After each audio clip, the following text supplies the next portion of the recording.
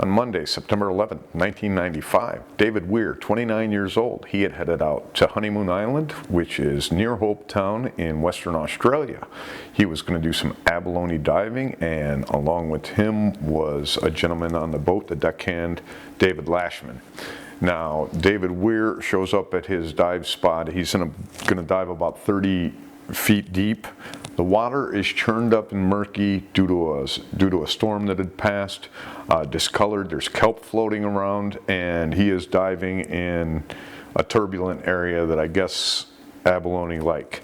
So he dives into the water around 3 o'clock, and right when he dives into the water, the deckhand David Lashman notices that there's a swirl in the water, and he sees a 7-foot tail. He says it's a 2-meter tail, 2 meter long, out of the water. It quickly kicks the water, and he sees a monstrous dorsal fin cut across the water, and then blood shoots up to the top of the surface. He goes ahead, quickly backs over to where the hose is and pulls up on the hose, but he can feel that the line is kind of light. So he pulls it up, and the harness is there, but there's no David attached to it. It's been bit through. Also a pony bottle that he had. He had a thick black wetsuit, fins on.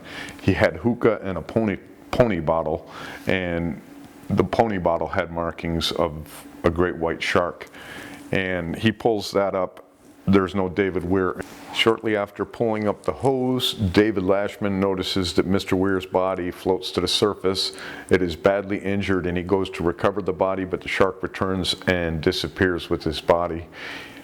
He responds by taking the boat in and running it up onto shore to go get help. Search is launched. They don't find the body of Mr. Weir, and then 2 days later, a body washes up on shore at another beach that's missing its head, shoulder, and arm.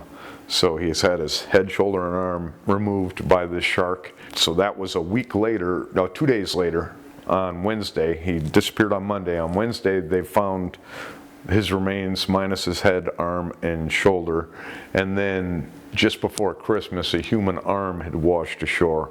So they assume that that is also David Weir. So this is an attack and not an attempt to predate. It sounds like just a vicious territorial attack, or possibly mistaken identity with such murky water, such a hard hit, but the shark came back for him, so it's kind of hard to say.